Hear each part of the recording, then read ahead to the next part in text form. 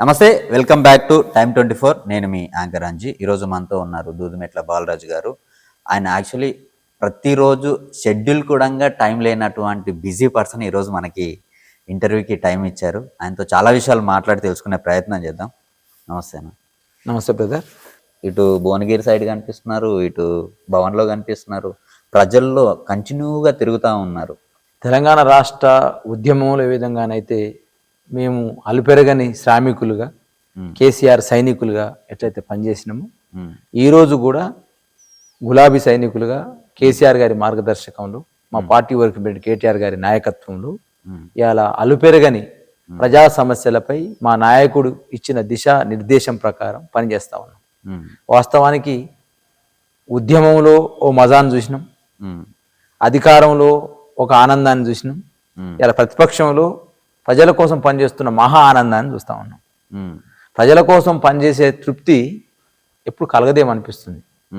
వాస్తవంగా ఈరోజు కాంగ్రెస్ పార్టీ 20 నెలల అధికారంలో ప్రజలకు ఏమేమి హామీలు ఇచ్చింది, ఆ హామీలను ఎలా దోకా చేస్తూ ఉంది అనే అంశాలని స్పష్టంగా ప్రజల ముందు తీసుకుపోవడంలో మేము మాట్లాడుతున్నప్పుడు కానీ ప్రజల నుంచి వస్తున్న రెస్పాన్స్ చూస్తూ ఉంటే ప్రజల కోసం పనిచేస్తున్న తృప్తి అయితే కలుగుతుంది ప్రతిపక్షం. ఆ క్రమంలో వ్యక్తిగత జీవితాలు, వ్యక్తిగత ఆనందాలు కొన్ని మిస్ కావచ్చు.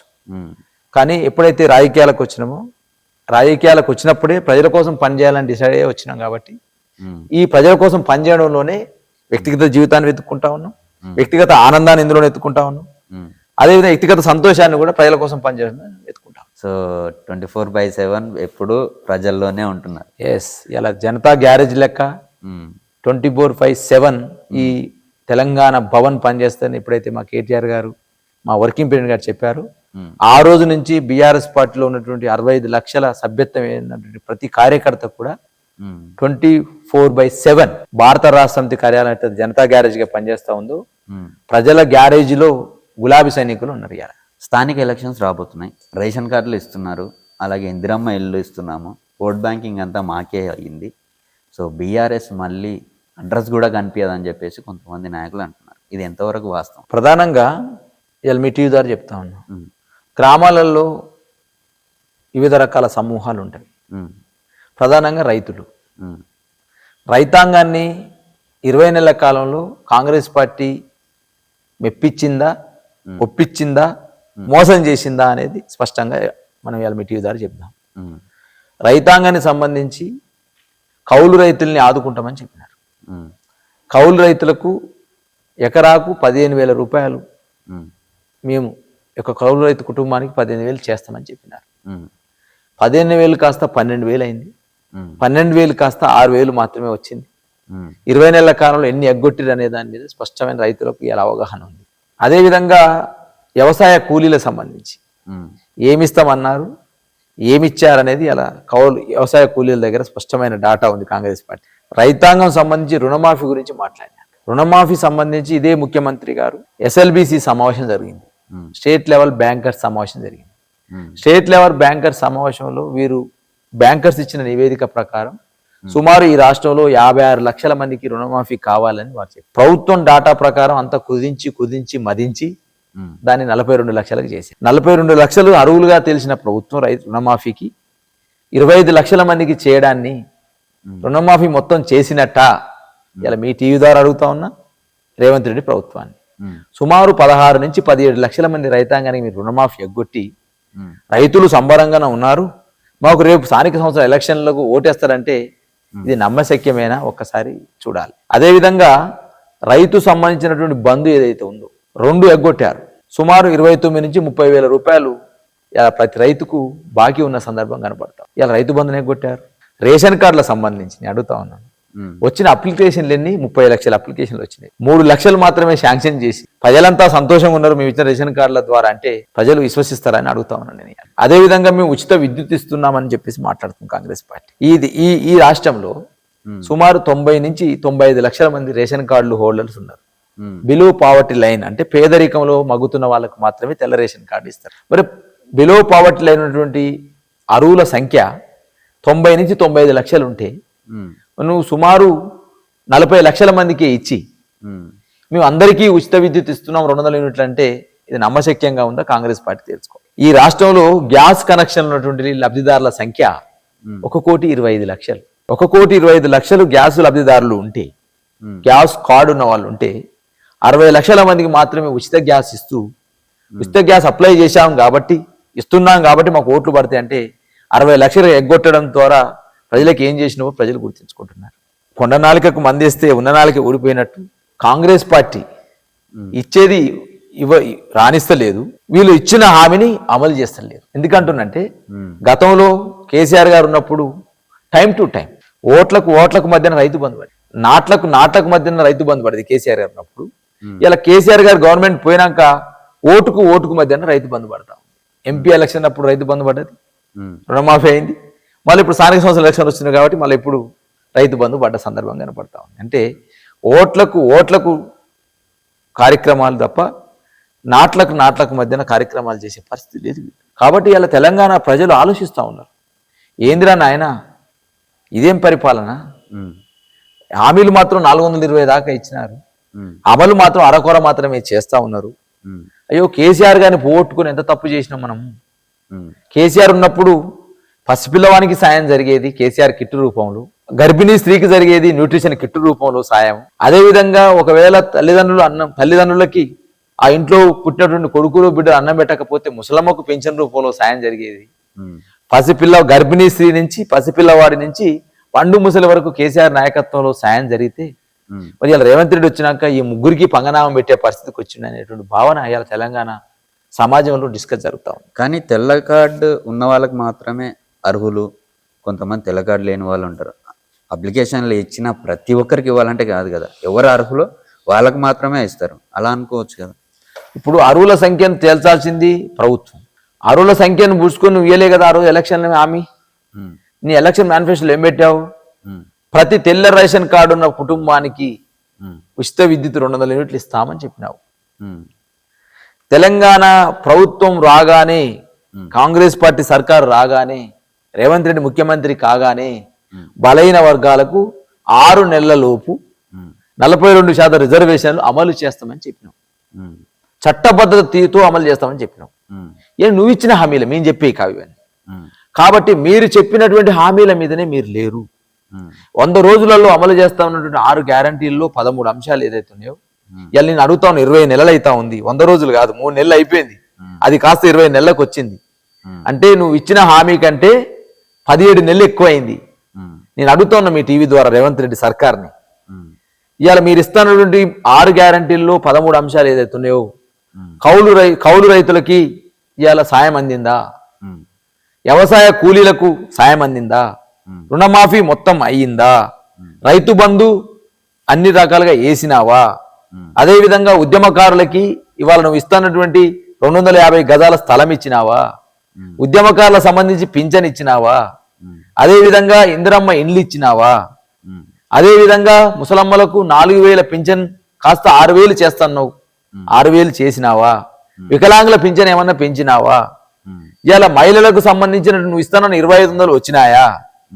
ఏదైతే నువ్వు ఈ అన్ని అంశాలని 3 నెలల్లోనే, అంటే 100 రోజులలోనే పూర్తి చేస్తాను, నువ్వు 20 నెలలైనా కూడా ఇవాళ అటువైపు చూడని పరిస్థితి ఉన్నది.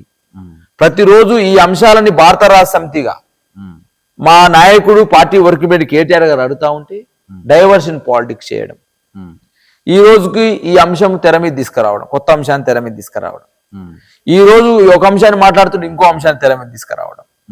ఇవాళ ఇదే రుణమాఫీ కాలేదని మా పార్టీ సంబంధించినటువంటి మాజీ మంత్రులు హరీష్ రావు గారు ఛాలెంజ్ చేస్తే తప్పించుక పారిపోయింది రేవంత్ రెడ్డి సర్కార్. ఛాలెంజ్ చేస్తే క్యాంప్ ఆఫీస్ మీద దాడి చేసి దాన్ని డైవర్షన్ చేసింది రేవంత్ రెడ్డి సర్కార్.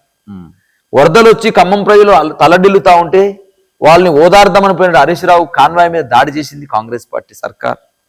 అదేవిధంగా హైడ్రా పేరుతోటి తెలంగాణ ప్రాంతంలో ఉన్న హైదరాబాద్ అంటే తెలంగాణకు గుండెకాయ లాంటిది.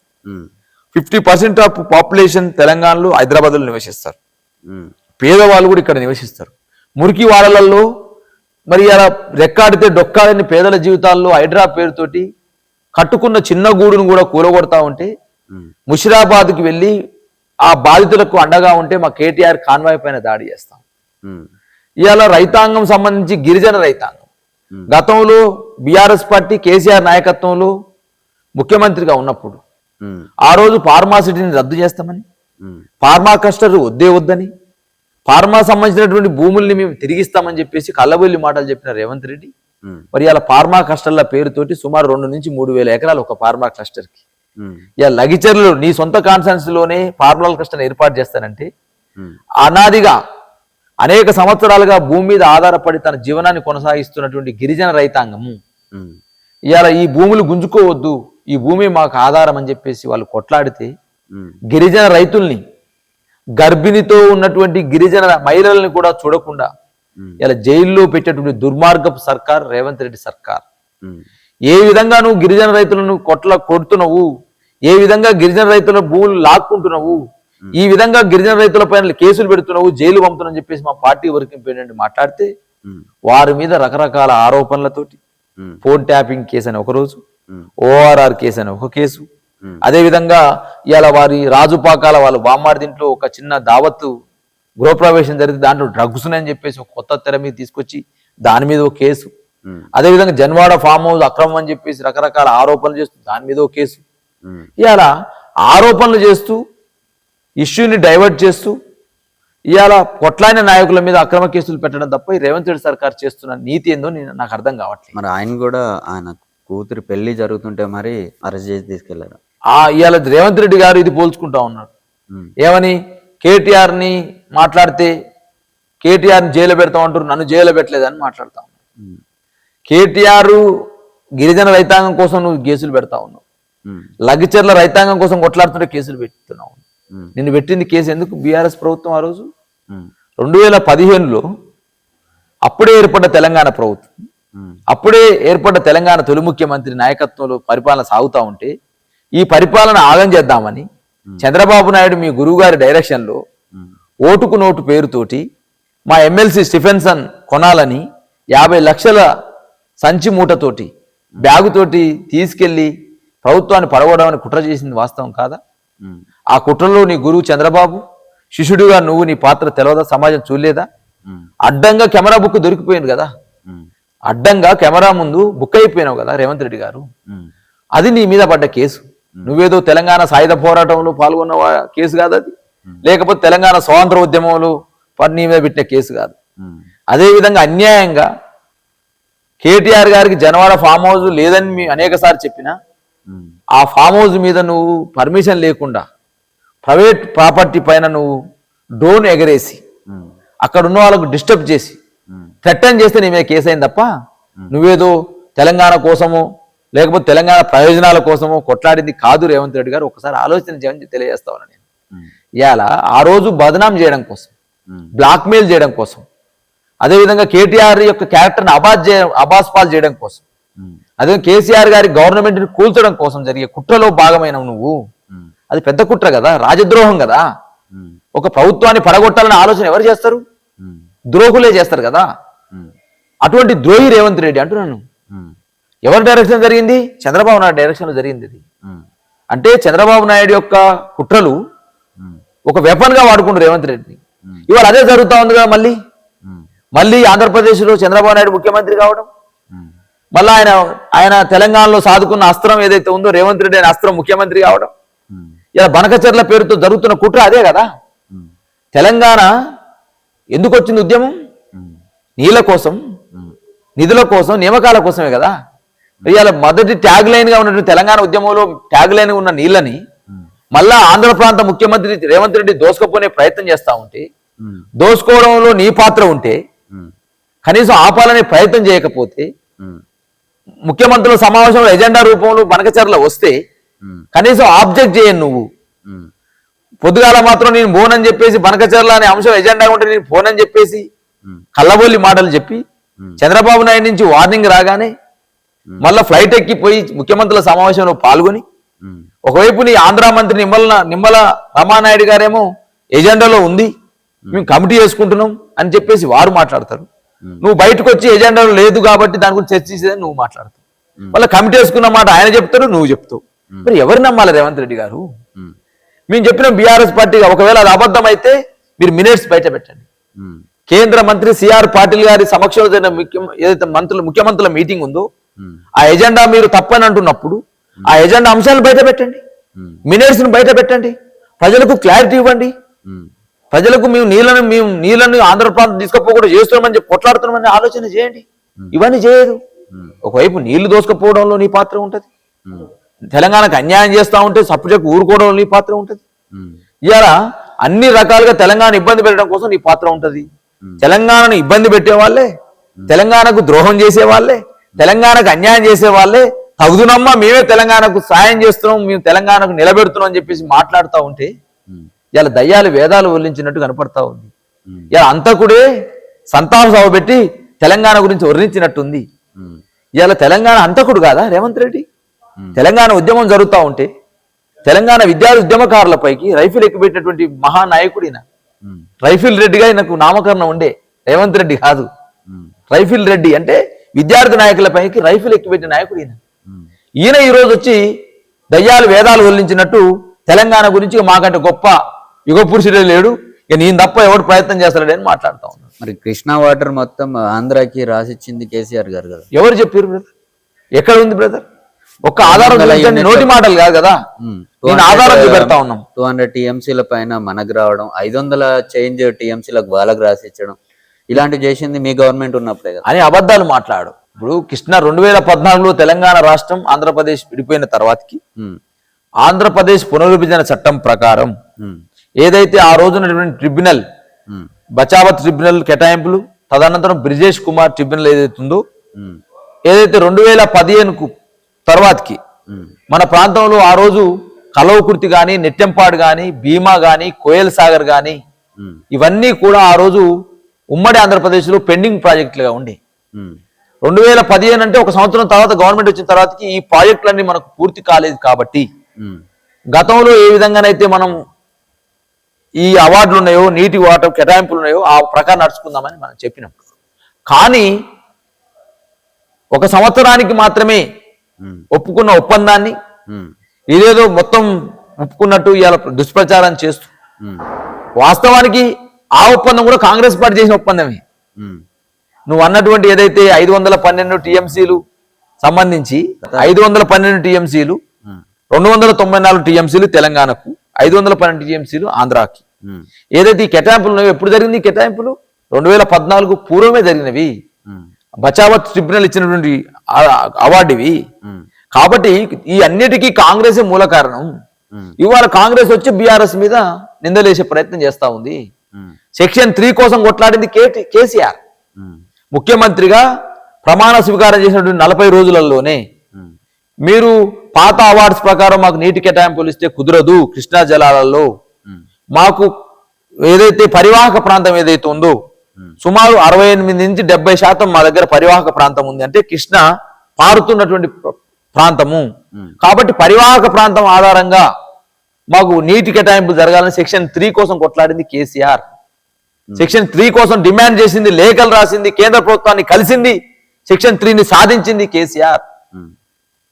ఇది కేసీఆర్ గారి నిబద్ధత నీళ్ల విషయంలో. నీళ్ల విషయంలో, నిధుల విషయంలో, తెలంగాణ పోరాటం విషయంలో ఇలా కేసీఆర్తో పోల్చుకుంటారా వీళ్ళు? కేసీఆర్ అనే వ్యక్తి తెలంగాణ సంబంధించినటువంటి అంశాలకు, తెలంగాణ హక్కులకి, తెలంగాణకు జరుగుతున్న అన్యాయాలకు ఒక బ్రాండ్ అంబాసిడర్ లాగా ఉండి కొట్లాడిన నాయకుడు కేసీఆర్. కేసీఆర్ వీళ్ళు మాట్లాడుతున్నాయంటే కేసీఆర్ ఏమో తెలంగాణకు ద్రోహం చేస్తున్నట్టు, రేవంత్ రెడ్డి వచ్చి తెలంగాణకు న్యాయం చేస్తున్నట. ఇక నేను ఏం చెప్పాలి బ్రదర్? ఇక ఎవరు ద్రోహం చేసిర్రు ప్రజలు చూసిర్రు. ఇక ద్రోహం చేసిన ఆయన వచ్చి దొంగే దొంగ అన్నట్టు ఇక కేసీఆర్ని ద్రోహం చేసినట్టు మాట్లాడుతూ ఉన్నాడు. ఇలా తెలంగాణ సమాజానికి ఎరికే రేవంత్ రెడ్డి గారు నువ్వు చేస్తున్నా మెగా కన్స్ట్రక్షన్స్ వాళ్ళతో వీళ్ళ ఒప్పందాలు ఏం జరగలేదంటారా? వైఎస్ జగన్మోహన్ రెడ్డి గారిది అలాగే కేసీఆర్ గారు కలిపి చేసిన కుట్రలు కొన్ని ఉన్నాయని చెప్పేసి అంటున్నారు. నేనేమంటే బ్రదర్, ఇలా తెలంగాణ 2014 పూర్వం ఎలా ఉండే కరెంటు విషయంలో, విద్యా విషయంలో, వైద్యం విషయంలో, భూముల విషయంలో, ఈ రంగం ఆ రంగం అని కాదు, ఏ రంగాన్ని చూసుకున్నా 2014 పూర్వం ఏ విధంగా ఉండే, 2014 తర్వాతకి కేసీఆర్ గారు ముఖ్యమంత్రి అయిన తర్వాత తెలంగాణ ఎట్లా ఉండేనో ఇవాళ మనం ఒకసారి పోల్చుకుంటే తెలిసిపోద్ది.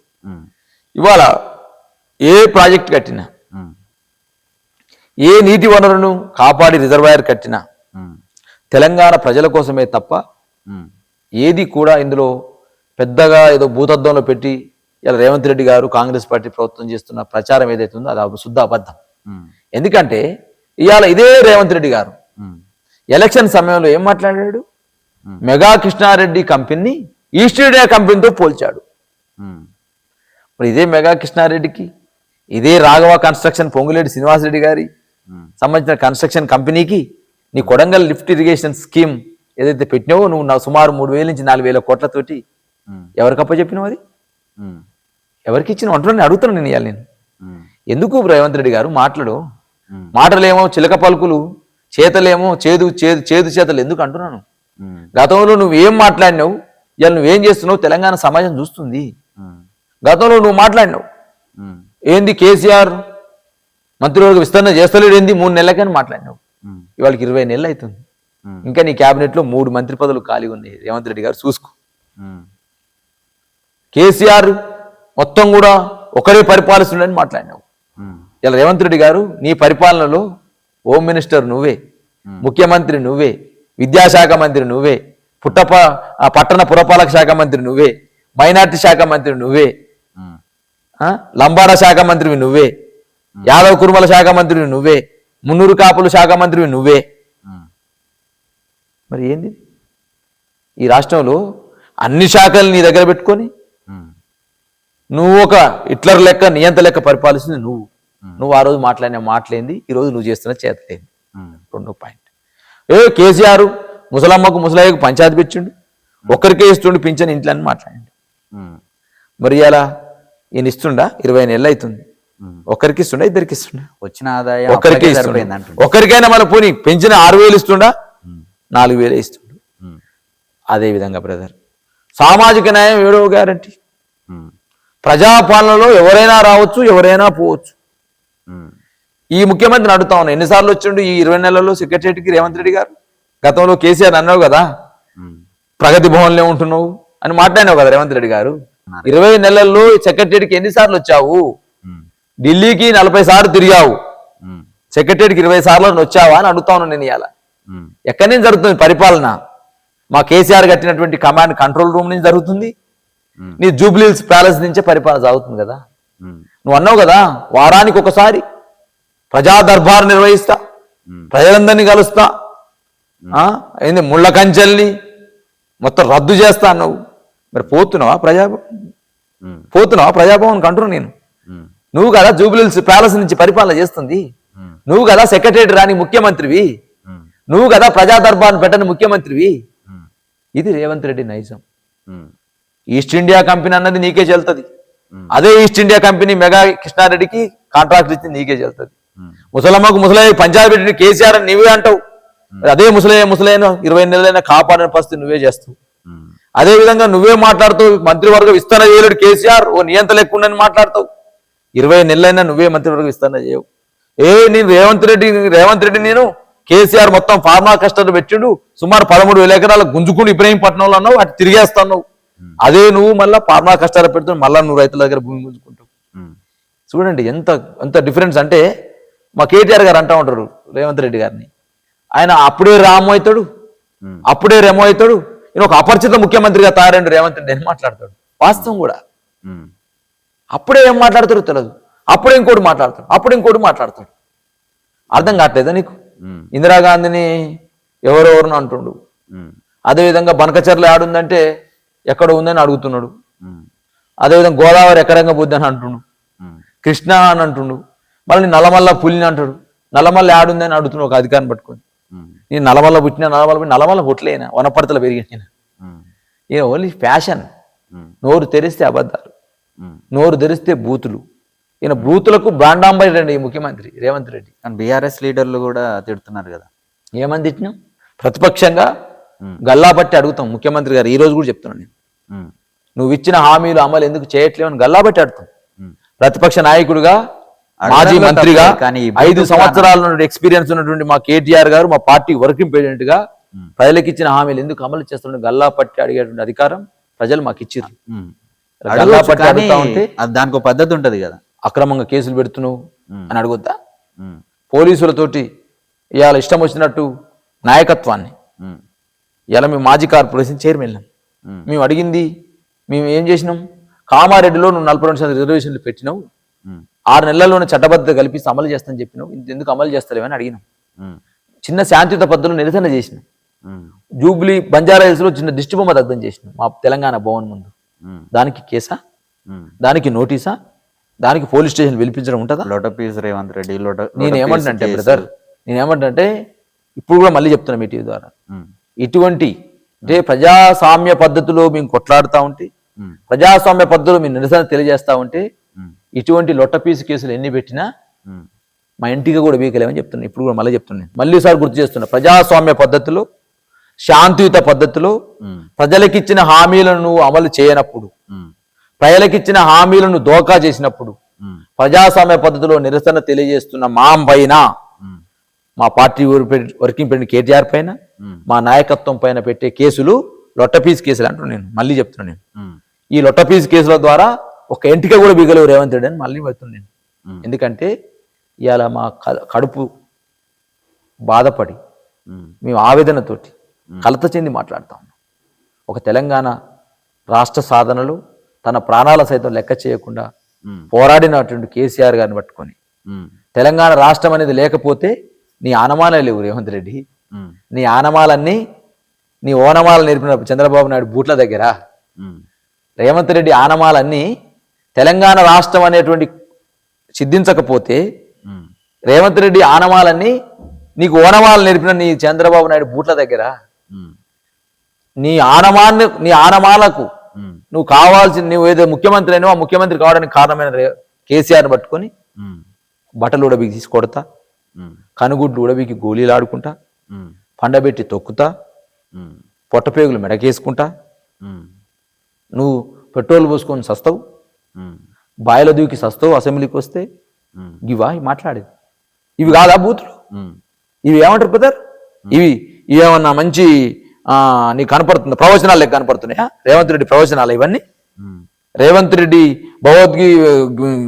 భగవద్గీతలో ప్రవచనాలు ఇవన్నీ? ఇది రేవంత్ రెడ్డి తీరు, ఇది రాజ్యాంగబద్ధమైన పదవిలో ఉన్న ముఖ్యమంత్రి మాట్లాడుతున్న తీరు. ఈ ముఖ్యమంత్రిని ఎన్ననాలే ఇంకా పెయింటర్ అనేదాన్ని మర్చిపోయాడు, ఆర్టీఏతోని బ్లాక్ మెయిలర్ అనేది మర్చిపోనట్టుంది ఇంకా. అందుకనే కదా ఇవన్నీ బ్లాక్ మెయిల్ రాజకీయాలు. ఎప్పుడైనా భాజపాతో కొట్లాడింది అన్ని దొడ్డిదారులనే కదా, చేసుకున్న పెళ్లి నుంచి వచ్చిన పదవి వరకు అన్ని దొడ్డిదారులు వచ్చినాయి కదా, అన్ని దొడ్డిదారులనే. దానికి కలరింగ్ కొట్లాడి వచ్చినా నేను, తొక్కుకుంటూ వచ్చినా ఎక్కుకుంటూ వచ్చినా, ఏంది ఇది రేవంత్ రెడ్డి? వ్యక్తిగత విషయాలకు నువ్వు పోతే ఆయన పర్సనల్, నువ్వు పోతే మేము వస్తాం. నువ్వు పోతున్నావు కదా, ఈ మనిషికి ఏం సంబంధం? కేటీఆర్ గారి బామ్మార్దికి ఏం సంబంధం రాజకీయాలకి?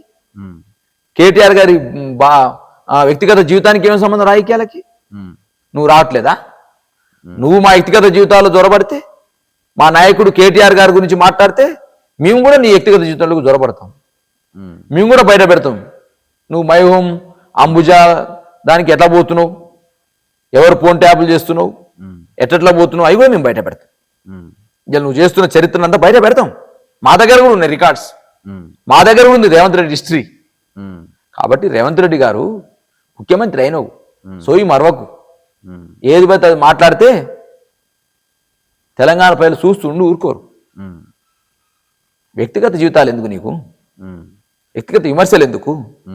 ప్రజలకు నువ్వేం చేసినావు చెప్పు. ప్రతిపక్షంగా నువ్వేం చేస్తున్నావు మేము అడుగుతాం. బలైన వర్గాలని వంచింది నువ్వు కాదా? ఇవాళ నువ్వు అంటున్నావు కదా, కేంద్రం రాష్ట్రపతి సంతకం పెడతలేడు, ప్రధానమంత్రి మోడీ బీసీల పట్ల వ్యతిరేకంగా ఉన్నాడు, గవర్నర్ సంతకం పెడతలేడు, మేము అమలు చేసినాం, మేము ఆమోదం చేసినాం కానీ అని మాట్లాడుతున్నావు కదా. నేను అడుగుతా ఉన్నా మీ టీవీ ద్వారా, ఇలా రాష్ట్ర క్యాబినెట్ 18 ఉండాలి, 18 మంది మాత్రమే, 15 మంది మాత్రమే ఉన్నారు. 18లో 15 మంది మాత్రమే ఉన్నారు. 15లో 42% అంటే ఎంత రావాలి? బీసీలు 6 నుంచి 7 పదవులు రావాలి మంత్రులు. ఇది నీ చేతుల్లో ఉంది కదా, ఇది రాష్ట్రపతి దగ్గర లేదు, గవర్నర్ దగ్గర లేదు, మోదీ దగ్గర లేదు, నీ చేతుల్లో ఉంది కదా. ఎందుకు ఇస్తారో బీసీలకు 7 మంత్రి పదవులు, 3 ఇచ్చేది కాపినావు.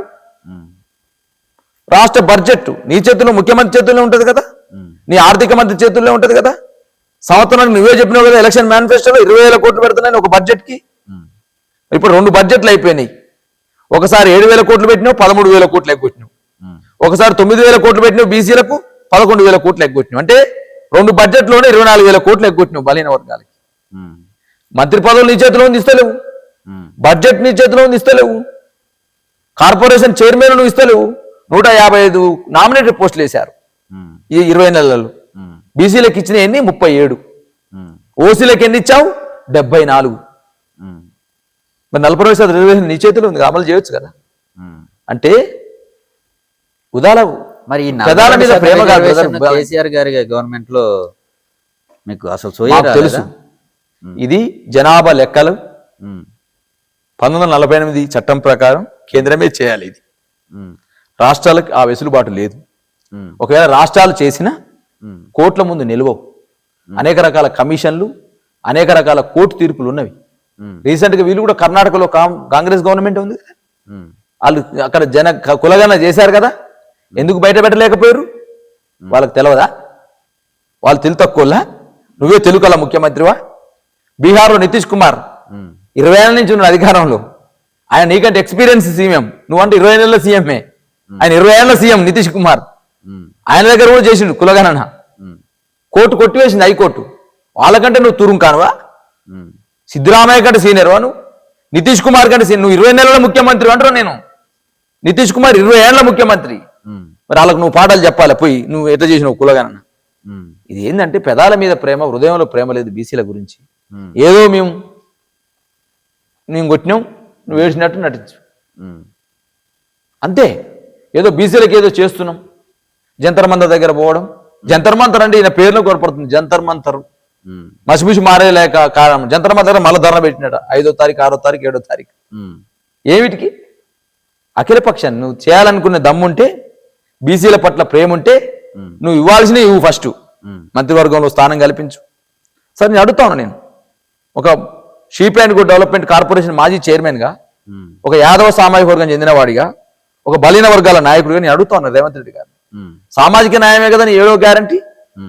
సామాజిక న్యాయం 7వ గ్యారంటీలో యాదవ కుర్మ సోదరులు నీ మంత్రివర్గంలో ఉండకూడదా? మున్నూరు కాపులు నీ మంత్రివర్గ స్థానం ఉండకూడదా? లంబాడీలు నీ మంత్రివర్గ స్థానం ఉండకూడదా? మైనార్టీలు నీ మంత్రివర్గ స్థానం ఉండకూడదా అని అడుగుతాను నేను. ఇవాళ ఏం పాపం చేస్తారు వీళ్ళు? ఇవ్వచ్చు కదా నువ్వు మంత్రి పదవులు. ఇది చేత కాదు. నామినేటెడ్ పోస్ట్ ఇస్తాను చేత కాదు. ప్రభుత్వ సలహాదారులు 13-15 వేసినావు. ఎంతమంది బీసీలు ఉన్నారు దాంట్లో లెక్క పెట్టు. అది చేత కాదు. కానీ ఏదో గొప్పలు చెప్పుకుంటూ జంతర్ మంతర్ దగ్గర ధర్నా చేసి, అడావుడి చేసి, పాలాభిషేకాలు, పుష్పాభిషేకాలు, టపాసులు పేల్చుకొని గులాలు రుద్దుకోవడం కాదు కదా రేవంత్ రెడ్డి గారు. బీసీల పట్ల ప్రేమ అంటే గిది. కేసీఆర్ గారు వచ్చిన తర్వాతకి బలైన వర్గాలకు సంబంధించి రాజ్యాధికారం వైపుగా దిశగా తీసుకెళ్లాలి, ఆర్థిక పురోగతి చేయాలని, బీసీలకు రాజకీయ అవకాశాలు కల్పించాలని. రాజకీయ అవకాశాలు ఎమ్మెల్యే కావాలంటే మొదటి మెట్టు మార్కెట్ కమిటీ చైర్మన్. కాబట్టి ఈ దేశంలో ఏ రాష్ట్రంలో కూడా బీసీలకు 34% reservations, 33% reservations, market committee reservation కల్పించిన ప్రభుత్వం దేశంలో ఎవరు లేరు. కేసీఆర్ గారి నాయకత్వం తెలంగాణ ప్రభుత్వం మాత్రమే. ప్రభుత్వ కాంట్రాక్టర్లలో ఎస్సీలకు, ఎస్టీలతో పాటుగా బీసీలకు కూడా అవకాశాలు ఇవ్వాలని ఆలోచన చేసిన ప్రభుత్వం కేసీఆర్ ప్రభుత్వం. 294 ఉన్న గురుకుల పాఠశాలలు ఆ రోజు ఉమ్మడి ఆంధ్రప్రదేశ్లో ఉంటే, తెలంగాణ రాష్ట్రం వచ్చిన తర్వాతకి ఎస్సీలు, ఎస్టీలు, బీసీలు చదువుకోవాలి, చదువుకుంటే వీళ్ళు బాగుపడతారని 1022 గురుకుల పాఠశాల ఏర్పాటు చేసి, దొడ్డన్నం ఉన్న స్థానంలో, దొడ్డు అన్నం ఉన్న స్థానంలో సన్నబియ్యం పెట్టినటువంటి మహానాయకుడు కేసీఆర్. ఇది ఆర్థికమైన ప్రగతి కోసం, విద్యా ప్రగతి కోసం అనేక రకాల కార్యక్రమాలు. ఇలా యాదవ కుర్మ సోదరులు, ముదిరాజు సోదరులు, బెస్త సోదరులు, గంగపుత్ర సోదరులు, పద్మశాలి సోదరులు, మున్నూరు కాపు సోదరులు, గౌడ సోదరులు, ఎంబీసీ సోదరులు, సంచార జాతుల కోసం అనేక రకాల సంస్కరణలు తీసుకురావడమే కాకుండా, అనేక రకమైనటువంటి ఆర్థిక చేతునిచ్చే కార్యక్రమాలు తీసుకోవడమే కాకుండా, ఈ కులాలకు హైదరాబాద్ నడిబొడ్డున ఒక ఆత్మగౌరవ భవనాలు ఉండాలని సుమారు 100 కోట్ల రూపాయలు ఖర్చు పెట్టి, సుమారు 45 కులాలకి 100 ఎకరాలలో ఆత్మగౌరవ భవనాలు నిర్మించినటువంటి మహానాయకుడు కేసీఆర్. 8 మందిని ఎమ్మెల్సీలుగా, 7 రాజ్యసభ స్థానాలు కల్పించడమే కాక, తొలి స్పీకర్గా ఒక బలీన వర్గాల నాయకుని మస్తునాచారిని, శాసన మండలి చైర్మన్గా ఒక బలీన వర్గాల నాయకుని స్వామి గౌడ్ని, నిన్నగాక మన అధికారం పోయిన తర్వాతకి శాసన మండలిలో ఎల్ఓపి లీడర్ ఆఫ్ అపోజిషన్గా మస్తునాచారి బీసీని, ఒక ఎమ్మెల్సీ అవకాశం వస్తే దాసో శ్రావణ్ని, ఒక ఎంపీ అవకాశం వస్తే వద్దిరాజు రవిచంద్రన్ రెండవసారి చేసుకున్నటువంటి ధీరోదాత్తుడు, బలీన వర్గాల తపస్వి, బలీన వర్గాల ఆశాజ్యోతి కేసీఆర్. ఇది కదా రాజకీయ అవకాశాలు, ఆర్థిక అవకాశాలు, విద్యాపరమైన అవకాశాలు, సందర్భం ఉన్నప్పుడు బలీన వర్గాల గురించి గొప్పగా చెప్పడాలు.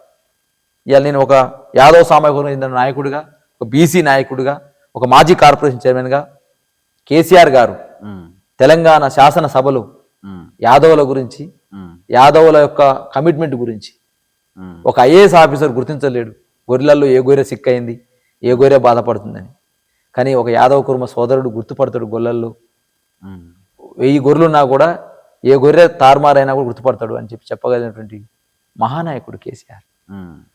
ఈ విధంగా ఒక్కొక్కటి చేసుకుంటూ 10 ఏళ్ల కాలంలో తెలంగాణ రాష్ట్ర ఆవిర్భావం ట్యాగ్లైన్ ఏరియా ఉన్నప్పటికీ తెలంగాణ రాష్ట్రమే బలీన వర్గాల ఎజెండా కాబట్టి ఆ రోజు ఎన్టీఆర్ గారు ఏ విధంగానైతే 1983లో బలీన వర్గాలకు అవకాశాలు ఇచ్చిండు, మళ్ళా 2014 తర్వాత కేసీఆర్ నాయకత్వంలో బీఆర్ఎస్ ప్రభుత్వంలో అనేక మందికి బలీన వర్గాలకు ఆర్థిక పరమైనటువంటివి, విద్యాపరమైనటువంటివి, రాజకీయ పరమైనటువంటివి, మాలాంటి అనేక మంది ఉద్యమకారులు బలీన వర్గాల నాయకుల్ని సుమారు 40 నుంచి 50 మంది యువతరాన్ని బలీన వర్గాల నాయకత్వాన్ని హక్కును చేర్చుకొని వాళ్ళందరినీ ఉద్యమంలో నడిచినటువంటి నాయకత్వాన్ని పదవులు ఇచ్చింది కేసీఆర్ గారు.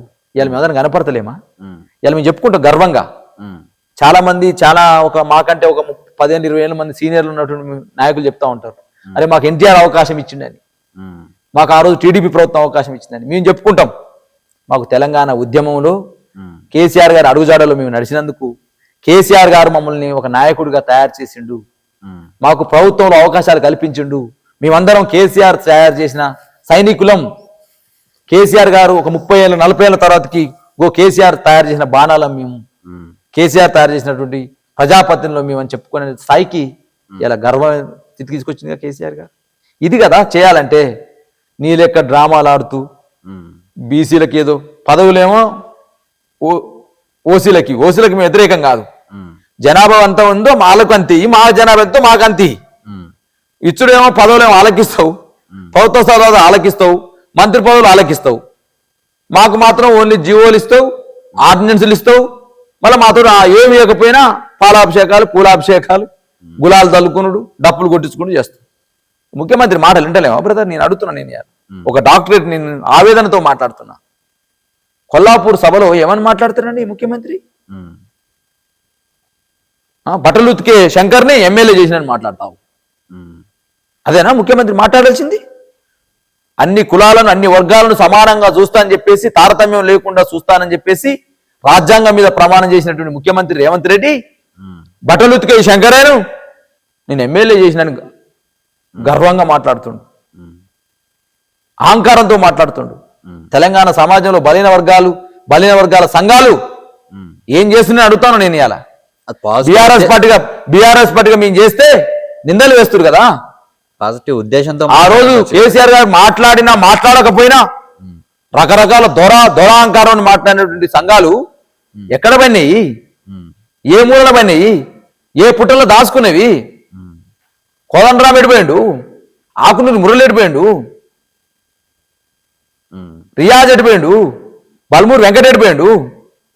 ఇలా బీసీ సంఘాలు రోజు భజన చేస్తున్నాయి కదా రేవంత్ రెడ్డికి, ఏదో 40% రిజర్వేషన్ ఇస్తున్నాయని చెప్పి పాలాభిషేకాలు చేస్తున్న బీసీ సంఘాలు. నేను అడుగుతున్నాను, నేను ఇవాళ బీఆర్ఎస్ పార్టీకి అడుగుతున్నా. నేను బట్టలు ఉతికే శంకరయ్యనట ఈయన ఎమ్మెల్యే చేసిండట, చేపలు పట్టుకునే శ్రీవారినట మంత్రి చేసిండట. ఇది బల్బు మాటలు కాదా? ఇది తల పొగరితో మాట్లాడిన మాటలు కాదా? ఇది అహంకారంతో మాట్లాడిన మాటలు కాదా? ఇది రేవంత్ రెడ్డి అనే దేశ్ముఖ్ తన భూస్వామ్య లక్షణాలతో మాట్లాడిన మాటలు కాదా? తలసాని శ్రీనివాస్ యాదవ్ని పట్టుకొని ఏం మాట్లాడు? మీ ప్రభుత్వం ఉన్నప్పుడు పెండబిస్తుడని మాట్లాడతాడు వీడు. అనొచ్చు అట్లా? అనొచ్చా ఒక ముఖ్యమంత్రి పట్టుకు? బురద జంగాలను అవహేళనగా మాట్లాడతావు, బుడ్డబుర్గల్లో అని చెప్పేసి వాళ్ళని అవహేళనగా మాట్లాడతావు. నీ భూస్వామ్య లక్షణాలు, నీ పెట్టుబడిదారు విధానం, నీ అహంకారపూరిత ధోరణి. ఏమని ఇంటర్వ్యూ ఇస్తాడైనా? ఏమని ఇస్తాడు ఇంటర్వ్యూ? నా ఇంటి ముందర నడుచుకుంటూ పోవాలంటే ఏ పేదోడైనా తలకాయ మీద చెప్పులు పెట్టుకుని పోవాలని మాట్లాడతాడు ఈయన. ఈయన కాదు అసలైన దొర, ఈయన కాదు అసలైన అహంకారి, ఈయన కాదు అసలైన తలపోగున్న నాయకుడు. ఈయన కేసీఆర్ గురించి మాట్లాడినప్పుడు ఇప్పుడు అడగాలి. నేను అడుగుతున్నా, నేను ఇలా టీవీ ద్వారా అడుగుతాను, మీ టీవీ ద్వారా అడుగుతున్నా. దీన్ని చేయాలి మీరు అందరూ. దీన్ని బిట్లుగా చేసి రేవంత్ రెడ్డి తిరిటట్టు చేయాలి. ఏం తమాషా అవుతుందా? ముఖ్యమంత్రివేనా నువ్వు? ముఖ్యమంత్రివా?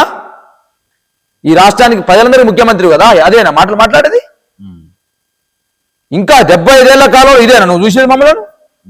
ఇది నువ్వు 42% రిజర్వేషన్ల కలరింగ్. ఇది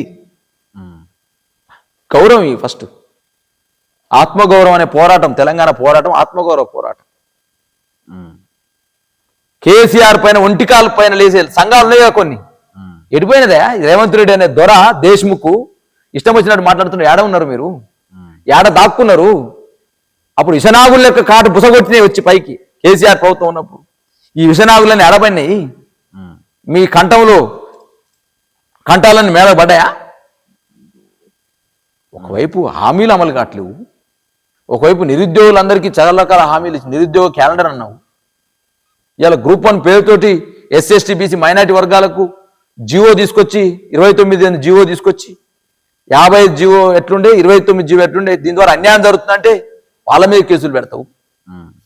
తులం బంగారం ఊసే లేదు, విద్యార్థులకు స్కూటీలో ఊసే లేదు, నిరుద్యోగ క్యాలెండర్ లేనే లేదు, 4000 వృద్ధి ఆగమైపోయింది, 2 లక్షల ఉద్యోగాల మాట ఆటకెక్కింది. ఏంది మరి రేవంత్ రెడ్డి చేసింది? ఇటు మీద మాట్లాడరే, కోదండరామ్ గారు మాట్లాడరే, విద్యా కమిషన్ ఆకునూరి మురళి మాట్లాడే, ఎమ్మెల్సీ ఉద్యోగం పొందిన బల్మూరి వెంకట మాట్లాడే, ఎమ్మెల్సీ ఉద్యోగం పొందిన అద్దంకి దయాకర్ మాట్లాడే, పడుతూనే ఉన్నాయి ఉద్యోగాలు కూడా. జర్నలిస్ట్ గా యూట్యూబర్ గా పేరొందినటువంటి ఎమ్మెల్సీ తిరుమార్ మల్లయ్య మాట్లాడే. ఏం మాట్లాడతారండి? కేసీఆర్ మీద మాట్లాడారు కదా, కేసీఆర్ మీద దుష్ప్రచారం చేసిరు కదా. కాబట్టి ఇవన్నీ రేపటికి సాక్ష్యాలు. ఇవన్నీ వీరు చేస్తున్నటువంటి అంశాలన్నీ రేపటికి సాక్ష్యాలు. ప్రజల కోట్లు ఇవన్నీ సాక్ష్యాలు. నేను చెప్తున్న ప్రతి అంశం సాక్ష్యమే. ప్రజలు గమనిస్తుర్రు. ఎంత అబద్ధాలు ప్రచారం చేసిర్రు, ఎంత దుష్ప్రచారం చేసిర్రు. ఇవాళ ఒకవైపు కేసీఆర్ తెలంగాణ ఉద్యమంలో ఉన్నప్పుడు కేసీఆర్ తాగుతాడు, కేసీఆర్ ఇంటనే పంతడు, కేసీఆర్ ఫామ్ హౌస్లోనే ఉంటాడు, కేసీఆర్ వ్యక్తిగతాన్ని క్యారెక్టర్ని అన్నం చేసి తెలంగాణ ఉద్యమాన్ని దెబ్బతీయాలని చూశారు. ఇవాళ యూత్ ఐకాన్గా తెలంగాణ ప్రజలకు ఒక దిక్చూచిగా కనపడుతున్నటువంటి కేటీఆర్ని పట్ల ఇలా అదే మాటలు మాట్లాడుతా ఉన్నారు. ఆ రోజు కేసీఆర్ క్యారెక్టర్ని హననం చేసే ప్రయత్నం చేసిన ఉద్యమంలో ఈ రోజు మళ్ళా ఎదుగొచ్చిన నాయకుడుగా, రేపు కాబోయే తెలంగాణకు, ఫ్యూచర్ ఆఫ్ తెలంగాణకు నాయకుడుగా కేటీఆర్ ఎదుగుతా ఉంటే ఇక ఫోన్ ట్యాపింగ్ అంటాడు వాడు. హీరోయిన్లతో ఫోన్ ట్యాపింగ్ అని మాట్లాడతాడు. ఆయన వల్ల కొన్ని హిందూ అనే పత్రికలే ఒక రిపోర్టర్ పోతే పోలీస్ అధికారి చెప్పిండు, అంత బోగస్ ఇది, హీరోయిన్ల ఫోన్ ట్యాపే కాలేదు, ప్రభుత్వం కామన్ గా చేస్తుంది, కామన్ ప్రకారం చేసినామని చెప్పేసి మాట్లాడాడు. అధికారి ఇంటర్వ్యూ ఇచ్చింది హిందూ అనే పత్రిక కొంత వాల్యుబిలిటీ ఉంది. తర్వాత ముఖ్యమంత్రి గారు ప్రెస్ మీట్ పెడతారు ఢిల్లీలో, నేను కూడా చేస్తున్న ట్యాపింగ్, అది కామన్, నాకేం తెలుస్తుంది, అధికారులు చేస్తారా అని అంటారు. అంటే ఫోన్ ట్యాపింగ్ నీ ప్రభుత్వంలో చేస్తేనే అధికారులు చేస్తారు, కేసీఆర్ ప్రభుత్వంలో చేస్తున్నా కేసీఆర్ చేస్తాడు. దీనే కనపడుతుంది కదా బ్రదర్.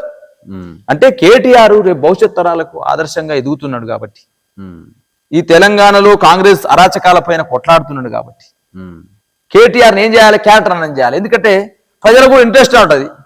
అదిగో పులి అంటే ఇదిగో తోకంటే అదిగో పులి. తమ్మునైల్స్, డిఫరెంట్ తమ్మునైల్స్ పెట్టడం, కొంపలు ముంచుండని, కాపురాల్లో దొరబడ్డాడని, జడ్జీల మాటలు, జడ్జీల ఫోన్లు విన్నారని, వ్యాపారవేత్తల ఫోన్లు విన్నారని. నేను అడుగుతున్నా మీ టీవీ ద్వారా బ్రదర్, కానీ ఏ వ్యాపారవేత్త వచ్చి ప్రెస్ మీట్ పెట్టిండా కేటీఆర్ మా ఫోన్ ట్యాప్ చేసిండని? నేను అడుగుతున్నా. ఎట్లా చెప్తావు? నిరాధారమైన ఆరోపణలు ఎట్లా చేస్తావు నువ్వు? ఏ హీరోయిన్ అని వచ్చి మా ఫోన్ ట్యాప్ చేసిండు, మా జీవితాలు లాగా చేసిన ప్రెస్ మీట్ పెట్టిర్రా ఎట్లా మాట్లాడుతూ నిరాధారమైన ఆరోపణలు మా కేటీఆర్ పైన కేసీఆర్ పైన ఏ వ్యాపారవేత్త అయినా మమ్మల్ని బ్లాక్మెయిల్ చేసింది గత ప్రభుత్వం ఫోన్ ట్యాప్ చేసిన ఎప్పుడైనా వచ్చి నీ గారు కంప్లైంట్ చేసిర్రా ఈ విధంగా మాట్లాడుతూ ఆధారాలతోటి నీ చెంచాలందరినీ జమేసుకొని భారతీయ జనతా పార్టీలో నీ చెంచా ఒకడు ఉన్నాడు బండి సంజయ్ అనేటోడు కేంద్ర హోంమంత్రి ఉన్నాడు ఆ చెంచాగాన్ని తయారు చేసుకొని నేను చెప్పలే నీ చెంచాని రాజాసింగ్ అని నీకు బీజేపీ నుంచి బహిష్కరించబడ్డ రాజ్నాథ్ సింగ్ రాజాసింగే చెప్పిండు బీజేపీలో కాంగ్రెస్ పార్టీకి బీజేపీలో కోవట్లు ఉన్నారని వేసుకోలే ఓ సిట్ అనేది ఏర్పాటు చేసి ఆ సిట్టుకు ఓనాడు బండి సంజయ్ వస్తాడు ఓనాడు నీ పార్టీ నాయకులు వస్తారు 20 నెలలు అయినాక ఆ సిట్టు దర్యాప్తు బృందం అధికారేమో హిందూ పత్రిక చెప్తారు ఏం జరగలేదని ఏం చెప్పాలి బ్రదర్ అంటే మనిషిని క్యారెక్టర్ని పోయేటట్టు చేసి కేటీఆర్ గారి పైన జరుగుతున్న ఈ దాడి ఏదైతుందో తెలంగాణ సమాజం దీన్ని గమనించాల్సిన అవసరం ఉంది యువకులుగా మేము మా కడుపు మండి ఏంది తమ్మునేల్స్ ఏంటి కేటీఆర్ గారికి భార్య పిల్లలు ఉండరా కేటీఆర్ గారికి కుటుంబం ఉండదా కేటీఆర్కి బంధుమిత్రులు ఉండరా ఆయన రాజకీయ నాయకుడే కావచ్చు మాజీ మంత్రి కావచ్చు ప్రజెంట్ ఎమ్మెల్యే కావచ్చు పార్టీ వర్కింగ్ ప్రెసిడెంట్ కావచ్చు వాళ్ళ కుటుంబం ఉండదా ఏ తమ్మునేలు పడితే విషశృంఖలమైన తమ్మునేల్స్ పెట్టి ఇష్టం వచ్చినట్టు ప్రచారం చేస్తే చూస్తూ ఊరుకోవాలనా ఊరుకోమని చెప్తావా నీ మీద పెడతాం రేవంత్ రెడ్డి మీద నిన్న మా ఎమ్మెల్యే గారు మాట్లాడితే కాంగ్రెస్ పార్టీ నాయకులంతా ఉరుతుర్రే మీడియాకు వచ్చి ఎట్టట మాట్లాడతారు కౌశిక్ రెడ్డి మీద కేసు పెట్టాలని మరి కేటీఆర్ మీద మాట్లాడితే మీరు కేటీఆర్ పైన తమ్మునేల్స్ పెడితే రేవంత్ రెడ్డికి ఉందా కుటుంబం మా కేటీఆర్ గారికి లేదా మాకు లేదా కుటుంబాలు ఆ తమ్మునేల్స్ పెట్టే ఛానల్ మీద నువ్వు కేసు పెట్టవా ఆ తమ్మునేల్స్ పెట్టిన యజమాని మీద పెట్టవా దాడి ఎంత కడుపు 100% దాడి చేస్తాం తెలంగాణ అస్తిత్వం మీద దాడి చేస్తే తెలంగాణ హక్కుల మీద దాడి చేస్తే తెలంగాణ నాయకత్వాన్ని కిల్ చేయాలని దాడి చేస్తే ఖచ్చితంగా మాకు తమ పర భేదం ఉండదు ప్రాంతం వాడి దోపిడీ చేస్తే ప్రాంతంలోనే పాతర పెడతాం ప్రాంతేతరుడు దోపిడీ చేస్తే ప్రాంతం తాక తరిమి కొడతాం అని కాళోజీ సూక్తి ఏదైతుందో డెఫినెట్ గా అమలు చేసి తీరుతాం ఎవరైనా ఇటువంటి చిల్లర పనులు చిల్లర చేష్టలు మా నాయకత్వాన్ని కిల్ చేయాలని చూస్తే మా నాయకత్వాన్ని క్యారెక్టర్ అసెట్ చేయాలని చూస్తే డెఫినెట్ గా కుక్క కాటుకు చెప్పు దెబ్బ తప్పదు మళ్ళీ మళ్ళీ చెప్తున్నా ఎవరు చేసినా వారికి ఇదే గతి పడుతుంది తెలంగాణలో పుట్టలో దాచుకున్న నాగుపాములు కేసీఆర్ పోగానే వచ్చి బుసగొడుతున్నాయి తెలంగాణ హక్కుల మీద డెఫినెట్ గా ఆ బుసగొట్టే నాగుల యొక్క విషకంఠాలని నరుకుతాం 100% చెప్తున్నా నేను అది శాంపిల్ మాత్రమే మీ పని మీరు చేయండి మీరు ప్రజాపక్షంగా ఉండండి మేము ప్రజాపక్షంగా ఉంటాం ప్రజాస్వామ్య పద్ధతిలో మీరు ఏమంటే మాకు చెప్పండి కానీ కాబోయే ఫ్యూచర్ ఆఫ్ తెలంగాణ నాయకుని పట్టుకొని ఏది పెడితే అది పెడతామంటే చూస్తూ ఊరుకునే రక్తం మాలో లేదు కాబట్టి ఇలా 100% ప్రతి దానికి సమాధానం చెప్తాం రేవంత్ రెడ్డి సర్కార్కు సమాధానం చెప్తాం రేవంత్ రెడ్డి సర్కార్ 20 నెలల్లో ఏం చేసిందో చెప్తాం కేటీఆర్ గారు వర్కింగ్ ప్రెసిడెంట్గా వారి నాయకత్వంలో కేసీఆర్ గారి మార్గదర్శకంలో ప్రజల శ్రేయస్సు కోసమే తెలంగాణ ప్రజల హక్కుల కోసం అది నీళ్ళ రంగమైన అది నిధుల రంగమైన అది ఉద్యోగ రంగమైన అది సంక్షేమ రంగమైన ఎట్లయితే కేసీఆర్ గారు బాటలు వేసిన దాన్ని ఇలా బ్రేకులు వేస్తూ నడిపిస్తున్న ఈ పాలన కాంగ్రెస్ సర్కార్ పాలన రేవంత్ రెడ్డి పాలన ఉందో ఈ బ్రేకులు వేసే పాలన పట్ల ఖచ్చితంగా ప్రజల్ని అవేర్ చేస్తాం. ఇది బీఆర్ఎస్ నాయకులు బీఆర్ఎస్ లీడర్స్ ఆవేశంతో ఉన్నారు. వ్యక్తిగత జీవితాల దగ్గరికి వస్తే మేము ఖచ్చితంగా ఊరుకోము. రాజ్యబద్ధంగా చర్చలకు రండి, కావాలంటే మాట్లాడుకుందాం, చర్చించుకుందాం. అంతేగాని పర్సనల్ లైఫ్ల దగ్గరికి వస్తే మీరు వెళ్తే మేము దాడి చేస్తాం, అలాగే మేము కూడా పర్సనల్ లైఫ్లోకి ఎంటర్ అవ్వాల్సి ఉంటుంది అని చెప్పేసి ఒక రకంగా ఇది ఒక వార్నింగ్ అనుకోవచ్చు. శాంతియుతంగా వార్నింగ్ ఇస్తున్నాం అంటున్నారు. సో చూడాలి ఫ్యూచర్లో ఏం జరుగుతుంది. నెక్స్ట్ ఎలక్షన్స్ కూడా రాబోతున్నాయి. మరి ఆ ఎలక్షన్లోనైనా కాంగ్రెస్కు ఉన్నారా లేకపోతే బీఆర్ఎస్ పార్టీకే ఉన్నారా మద్దతుగా ప్రజలు అనేది వేచి చూద్దాం. నమస్తే అన్న. నమస్తే brother. For more updates please subscribe to Time 24. Share చేయండి, లైక్ చేయండి, సబ్స్క్రైబ్ చేయండి. మరిన్ని వీడియోల కోసం బెల్ సింబల్ పై క్లిక్ చేయండి.